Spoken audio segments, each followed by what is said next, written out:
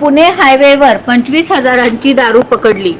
राज्य उत्पादन शुल्क विभागाच्या भरारी पथकाने सोमवारी सकाळी मोहोळ शहराच्या हद्दीत सोलापूर पुणे रोडवर एका कारमधून 25,000 रुपयांची 1,000 लिटर हातभट्टी दारू आणि वाहन जप्त केले। राज्य उत्पादन शुल्क विभागाच्या भरारी पथकाने सोमवारी मिळालेल्या माहितीनुसार मोहोळ शहर परिसरातील सोलापूर पुणे महामार्गावर पाळत ठेवली असता सुनील बाबूराव चव्हाण वय वर्ष 36 राहणार गणपत तांडा बक्षी हिप्परगा तालुका दक्षिण सोलापूर हा व्यक्ती कारमधून 5 रबरी ट्यूबमध्ये 500 लिटर हातभट्टी दारू वाहतूक करताना आढळून आला।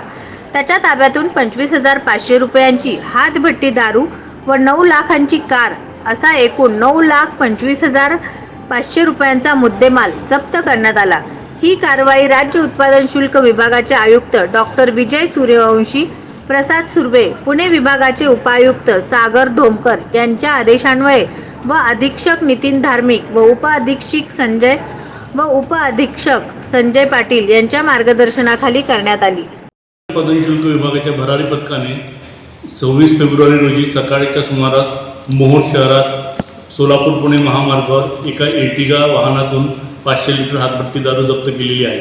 या कारवाईत सुनील बाबूराव चव्हाण राहणार गणपत तांडा बक्षी हिप्परगा तालुका दक्षिण सोलापूर या इसमास अटक करण्यात आली असून त्याच्या ताब्यातून 9 लाखाची कार व 25,500 रुपयाची हातभट्टी दारू असा 9.25 लाखाचा मुद्देमाल राज्य उत्पादन शुल्क विभागाने जप्त केला आहे। ही कारवाई दुय्यम निरीक्षक शिवकुमार कांबळे, सुरेश झगडे, अण्णा करचे यांच्या पथकाने पार पाडली। नवनवीन बातम्या पाहण्यासाठी SB न्यूज चॅनलला लाईक करा, शेअर करा, सबस्क्राईब करा।